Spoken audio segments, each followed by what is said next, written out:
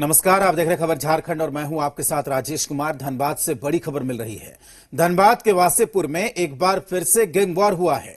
बताया जा रहा है कि रेलवे की जमीन पर कब्जा करने को लेकर दो गैंग्स आपस में भिड़ गए। मिस्टर खान और कलाम कुरैशी गुट में मारपीट हुई। दोनों ओर से जमकर लाठी डंडे चले। मारपीट में कलाम कुरैशी घायल हो गया है, जिसे पीएमसीएच में भर्ती करवाया गया। कलाम कुरैशी ने मिस्टर खान पर बम लेकर घर पर हमला करने का आरोप लगाया। बाद में दोनों पक्षों की ओर से थाने में लिखित शिकायत दी गई और अब पुलिस मामले की जांच करने में जुटी हुई है। तो एक बार फिर से वासेपुर में दो गैंग के बीच रेलवे की जमीन को लेकर टकराव हो गया।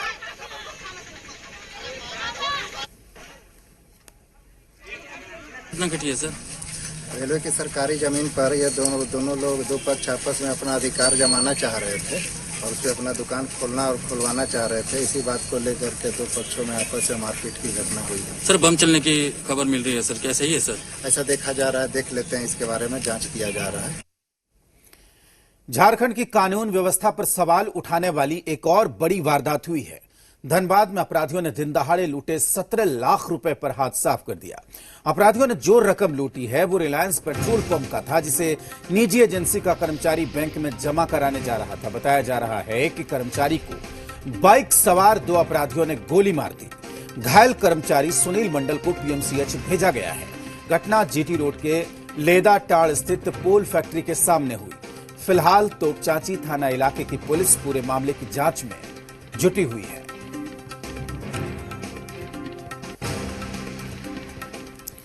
रांची के एक निजी होटल में होमगार्ड के जवान का शव फंदे से लटकता हुआ मिला। मृतक होमगार्ड की पहचान राहुल तिवारी के रूप में हुई है और उसने 2 साल पहले ही अपनी नौकरी ज्वाइन की थी। मामला कोतवाली थाना इलाके का है। होमगार्ड के जवान के पैर पर चोट के निशान हैं, जिसे लेकर परिवार वालों ने हत्या की आशंका जाहिर की है। इसके बाद पुलिस ने शव को कब्जे में लेकर पोस्टमार्टम के लिए भेज दिया है और उसका मोबाइल भी बरामद कर लिया गया है। जांच शुरू है। अपनी यूनियन के जिला अध्यक्ष के द्वारा सूचना मिली कि इस तरह का मामला हो गया है, पेड़ पे लटके वो पाए गए हैं। उसके बाद यूनियन की तरफ से हम लोग यहाँ पहुँचे हैं और अभी वस्तुस्थिति की हम लोग पता कर रहे हैं कि क्या पूरा मामला है। तो हम लोग तो ये मांग करते हैं, जिस तरह से इनके पैर में खून का निशान दिखाई पड़ रहा है, तो इस तरह से मुझे कुछ इनके मौत संदेहास्पद लग रही है। लातेहार में बीजेपी के वरिष्ठ नेता जयवर्धन सिंह की हत्या के बाद पार्टी से लेकर आम लोगों में काफी नाराजगी है। बीजेपी जहां बिगड़ते लॉ एंड ऑर्डर को लेकर झारखंड सरकार पर आक्रामक हो गई है, तो वहीं सत्ता पक्ष का दावा है कि झारखंड में अपराध का आंकड़ा बीजेपी शासित राज्यों से बहुत कम है।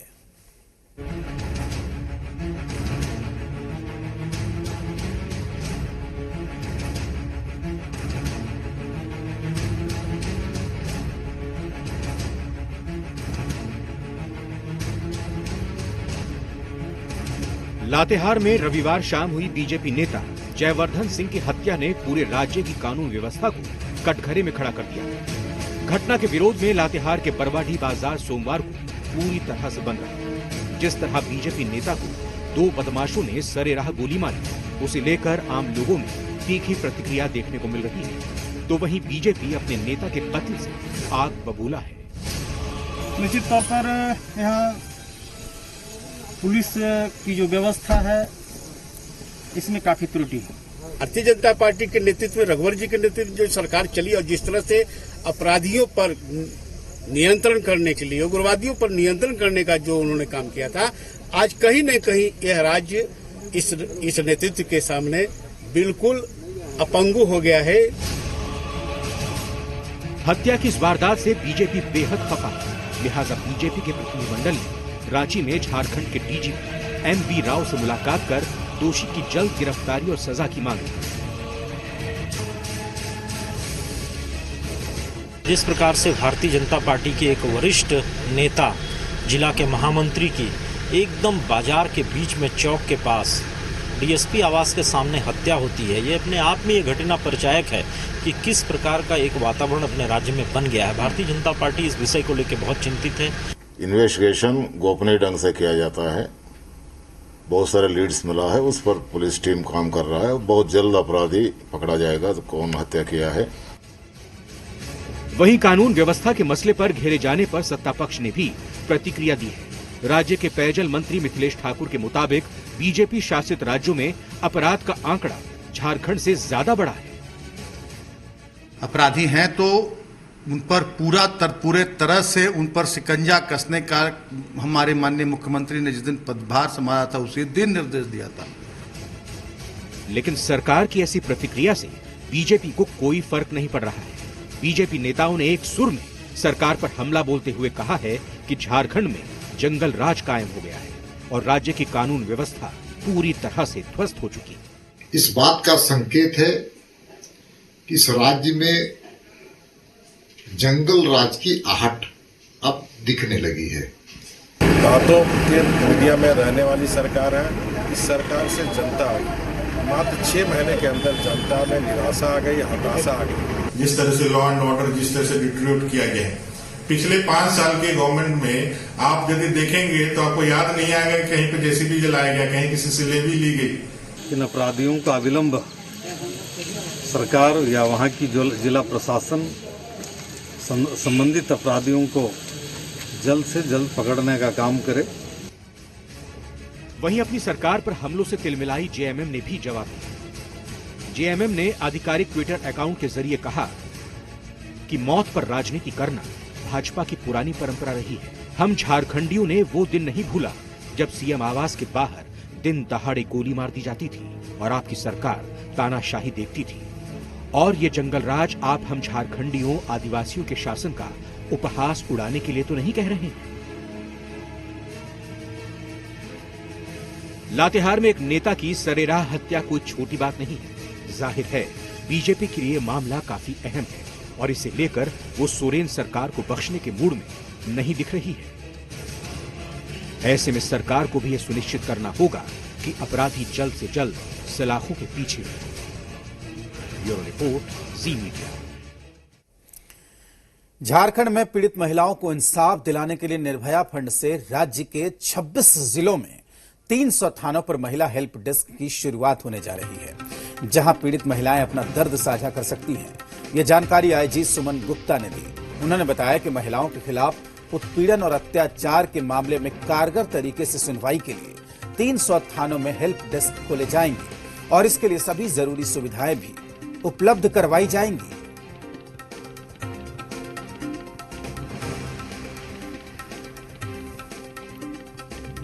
300 थानों का चयन किए हैं जहां विमेन हेल्प डेस्क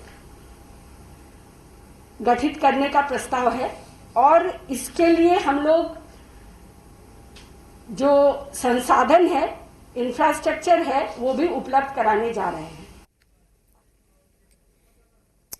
रांची की जिस जमीन को लेकर झारखंड मुक्ति मोर्चा पूर्ववर्ती बीजेपी सरकार को कटघरे में खड़ा कर रही है, आज उस जमीन के मालिक कुंज बिहारी मुंडा और अनुसूचित जनजाति मुंडा के सदस्यों ने ST/SC थाने में FIR दर्ज कराई।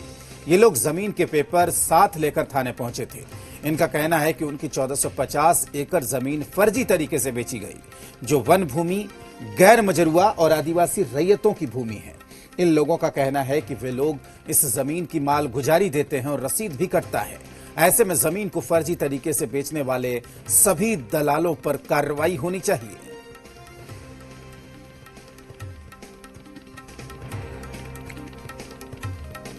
मैं कुंज बिहारी मुंडा बुंडू प्रखंड के रहने वाला हूँ।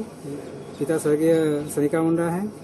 वहाँ का जमीन मामला को लेकर आया हूँ, जो कि वो जमीन हमारा कुर्दा मुंजा के पूर्वजों का जमीन खेट के अंतर्गत आता है। वो खेट का जमीन के विषय में आया है कि जो गैर कानूनी अवैध ढंग से मैंने मेरा जमीन को हरदास ये माझी अगैरो का वंशज ने बेच दिया।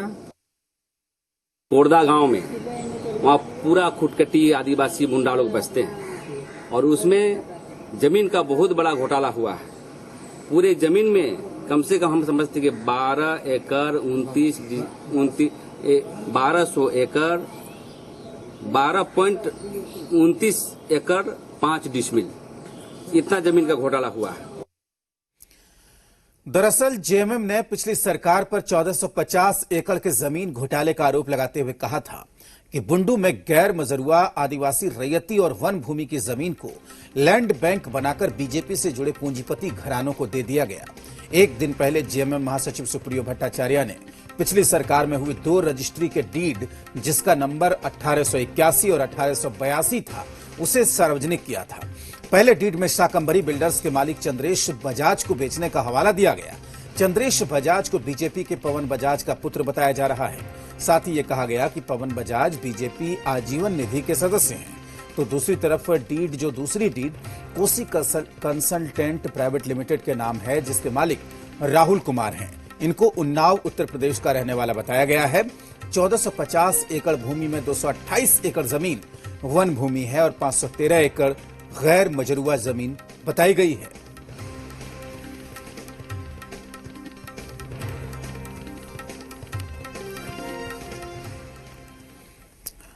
इधर भवन निर्माण विभाग की तरफ से सरकारी आवास खाली करने के लिए 72 घंटे का नोटिस मिलने पर बीजेपी विधायक विरंची नारायण कोर्ट पहुंच गए हैं। विरंची नारायण ने जबरन आवास खाली कराने के अल्टीमेटम के बाद झारखंड हाईकोर्ट का रुख किया है। उनका कहना है कि जब तक नया आवास आवंटित नहीं होता तब तक पुराना आवास खाली नहीं कराया जाना चाहिए। विरंची नारायण ने राज्य सरकार से वरीयता के आधार पर आवास आवंटन करने के लिए नियमावली बनाने की भी मांग की।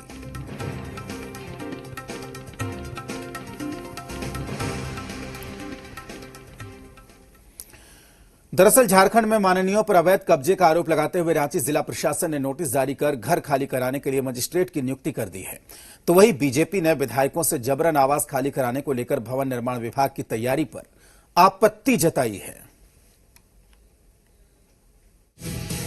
झारखंड में माननीयों के बंगले को लेकर घमासान मचा है। पद और पदवी जाने के बाद भी पुरानी सरकार के कई मंत्री और विधायक सरकारी घर खाली करने को तैयार नहीं हैं।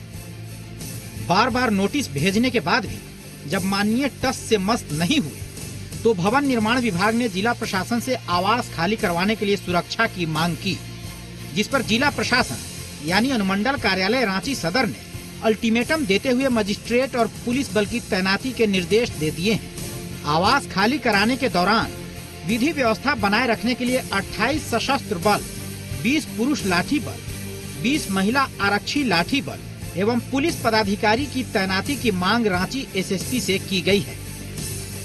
वहीं इस कार्रवाई को लेकर झारखंड में सियासी सरगर्मी बढ़ गई है।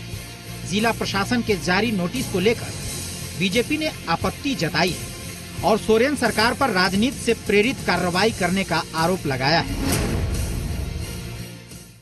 क्या वैसे अफसर को ये पता नहीं है कि गवर्नमेंट ऑफ इंडिया ने गाइडलाइन जारी किया है कि जिनके साथ उनके माता पिता जो 65 प्लस हैं वो इमरजेंसी सर्विस के लिए आप उनको केवल मेडिकल सुविधा के लिए घर से बाहर निकालें। जिस लैंग्वेज का उपयोग उन्होंने पत्र में किया ये मेरे लिए बहुत ही आहत पहुंचाने वाला है और मैं इनके खिलाफ विशेषाधिकार हनन का मामला भी सदन के अंदर चलाने का मांग माननीय विधानसभा अध्यक्ष जी से करूंगा। उस आवास का इस्तेमाल प्रयोग गरीब गुरबों के लिए होता है, उससे आवास को खाली करने में मुझे थोड़ा भी थोड़ा भी मोह नहीं है कि मैं उस आवास, लेकिन सरकार ने जो आवास मुझे आवंटित किया है, जीता हुआ विधायक होने के नाते का आवास आवंटित आप नहीं सकते, तो उनमें जो किया है, गुरुआ में जो किया है, वो आवास मरम्मती के बाद मुझे अभी तक हैंडओवर नहीं है। जहां बीजेपी सरकार पर जनप्रतिनिधियों को बदनाम करने की साजिश का आरोप लगा रही है, वहीं सरकार को लगता है कि सरकारी आवास पर कब्जा जमाए बैठे लोगों को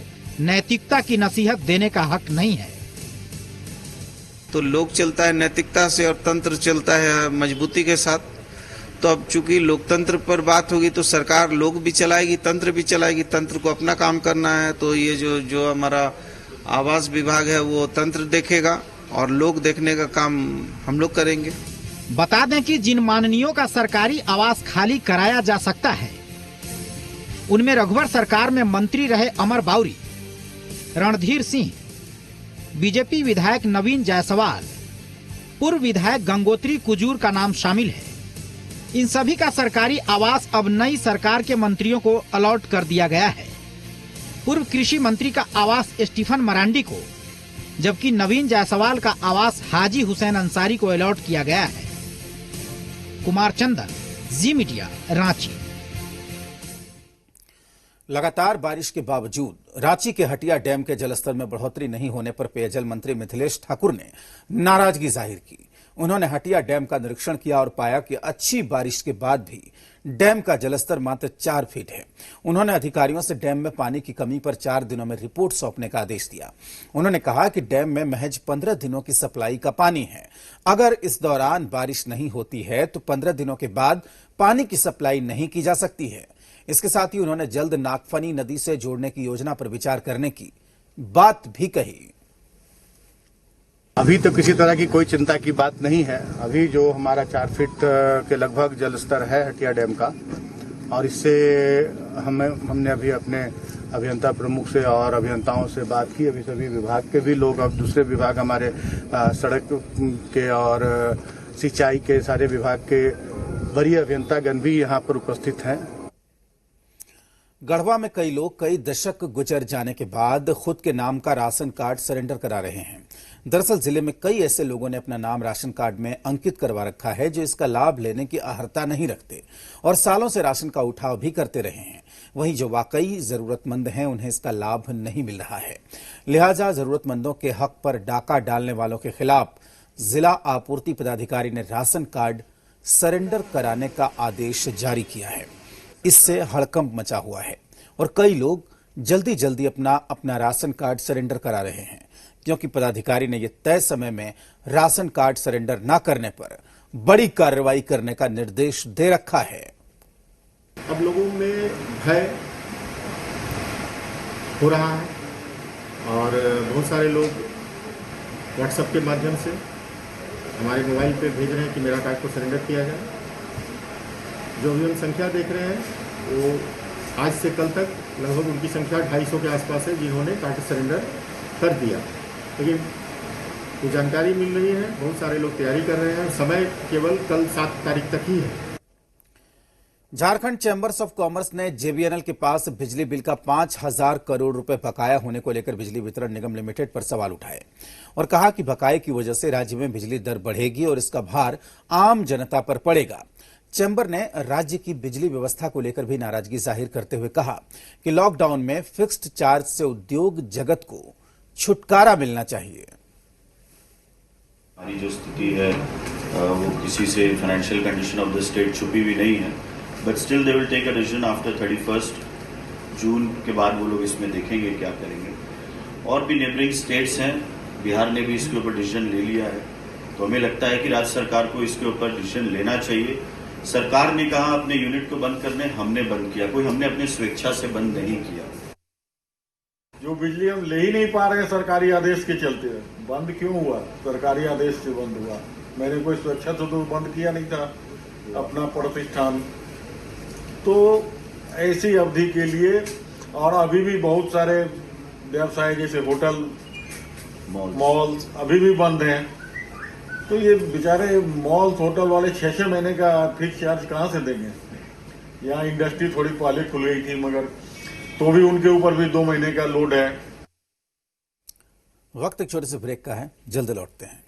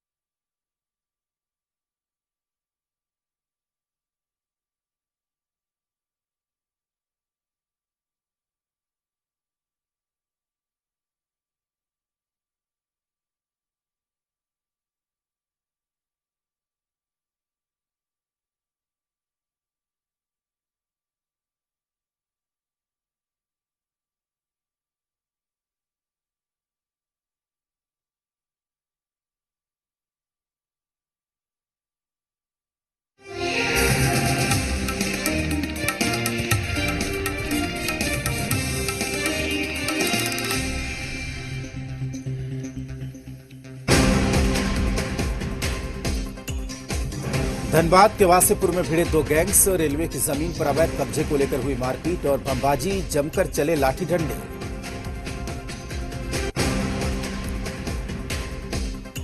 धनबाद में अपराधियों का तांडव, पैसे जमा कराने जा रहे निजी कंपनी के कर्मचारी को गोली मारकर लूटा 17 लाख। बाइक सवार दो अपराधियों ने वारदात को अंजाम दिया। लातेहार में बीजेपी नेता जयवर्धन सिंह की हत्या पर गुस्सा, विरोध में बरवाडी बाजार पूरी तरीके से बंद। रांची में बीजेपी प्रतिनिधिमंडल ने डीजीपी से मुलाकात की, अपराधियों की गिरफ्तारी की मांग। सजा याफ्ता लालू यादव का रिम्स ने जारी किया हेल्थ बुलेटिन, पैर में सूजन से हो रही परेशानी, ज्यादा दवाई के उपयोग से साइड इफेक्ट हुआ।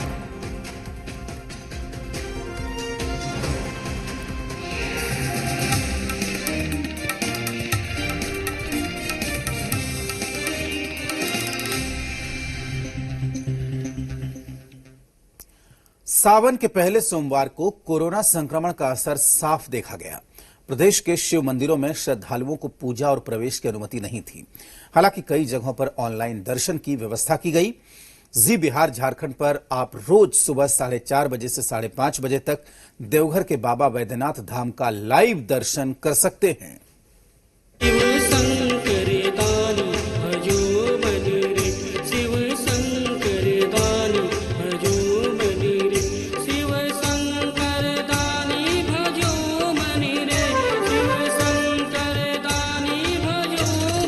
बाबा धाम देवघर में सावन की पहली सोमवारी पर इस बार माहौल बदला बदला नजर आया।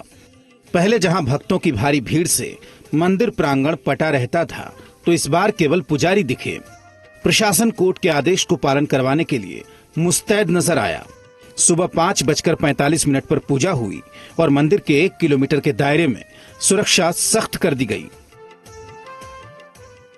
सोशल डिस्टेंसिंग को देखते हुए पूजा किया जा रहा है। ये सिर्फ तीर्थ पुरोहित जो पुजारी फैमिली है उन्हीं के लिए ही है, और वो आपस में एकदम प्रशासन के सहयोग से और सहयोग देते हुए। सावन की आज पहली सोमवारी है। सभी लोगों को सावन मास की सभी को बधाई, और पूरी सोशल डिस्टेंसिंग के साथ पालन करते हुए यहाँ पूजा में वैसे भीड़ बिल्कुल नहीं है। और पंडा समाज के जो पुरोहित, जो यहाँ के जो लोकल निवासी हैं, जो ट्रेडिशनल जो पूजा कर रही हैं, वही पूजा करने। इतिहास में कभी श्रावणी मेला का आयोजन ना हो ऐसा कभी नहीं हुआ है। तो कोरोना के संक्रमण को देखते हुए पहली बार इतिहास में इस मंदिर को बंद किया गया है। श्रावणी मेले का आयोजन नहीं हो रहा है। सावन की पहली सोमवारी के मौके पर बाबा बासुकीनाथ धाम मंदिर में भी सन्नाटा पसरा रहा। बासुकीनाथ धाम में झारखंड सरकार के निर्देश पर ऑनलाइन दर्शन के माध्यम से श्रद्धालु पूजा अर्चना कर सकते हैं।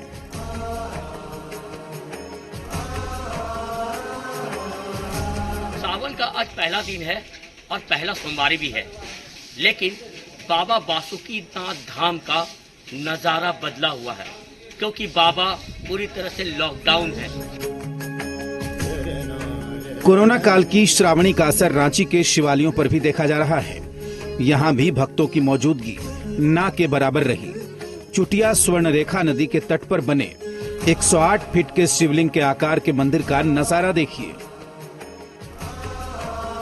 संक्रमण को देखते हुए पूजा भी अपने हिसाब से ही करना, बचाव भी करना है। पूजा करना है, पूजा के साथ बचाव भी करना है। इसलिए जो मेन गेट है वो बंद है। श्रद्धालु बाहर से ही पूजा करके अपने घरों की ओर रुख कर रहे हैं। और खास बात है कि सुरक्षा के लिहाज से यहाँ पर महिला कांस्टेबल को भी तैनात किया गया है, ताकि भीड़ भाड़ न हो। रांची के प्रसिद्ध पहाड़ी मंदिर में बाबा के स्पर्श पूजा की अनुमति नहीं है। मुख्य द्वार को बंद कर दिया गया है। साथ ही गेट के बाहर बैरिकेडिंग भी कर दी गई है। बाहर से ही लोग बाबा को प्रणाम कर रहे हैं।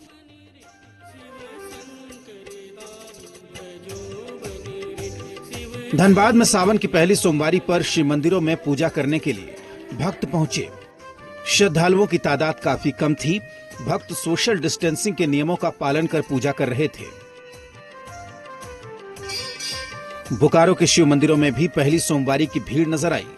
कोरोना को देखते हुए सोशल डिस्टेंसिंग के नियमों का पालन करवाया जा रहा था, जिसकी निगरानी पुजारी कर रहे थे। सोमवारी पर साहिबगंज में गंगा स्नान को लेकर श्रद्धालुओं की भारी भीड़ नजर आई। हालांकि मंदिरों में ताले की वजह से श्रद्धालुओं को निराशा हुई। गंगा स्नान के दौरान सोशल डिस्टेंसिंग के नियमों की धज्जियां उड़ गई। सिमडेगा के मंदिरों में भी कोरोना का असर देखा गया। जिन मंदिरों में सावन में लोगों की लंबी लंबी कतारें दिखती थी, वहां अब इक्का दुक्का लोग ही नजर आए। कोरोना की वजह से तो कम भीड़ है और आदमी अभी समझदार हो गया। कोरोना को देखते हुए एक एक करके ही दर्शन कर रहा है लोग और कम भीड़ है। जो अच्छा है, स्वस्थ है, वही लोग आ रहे हैं। कुल मिलाकर सावन की पहली सोमवारी की सारी रौनक कोरोना संक्रमण की भेंट चढ़ गई। अब श्रद्धालु भोलेनाथ से कोरोना से मुक्ति दिलाने की मांग कर रहे हैं। ब्यूरो रिपोर्ट, जी मीडिया।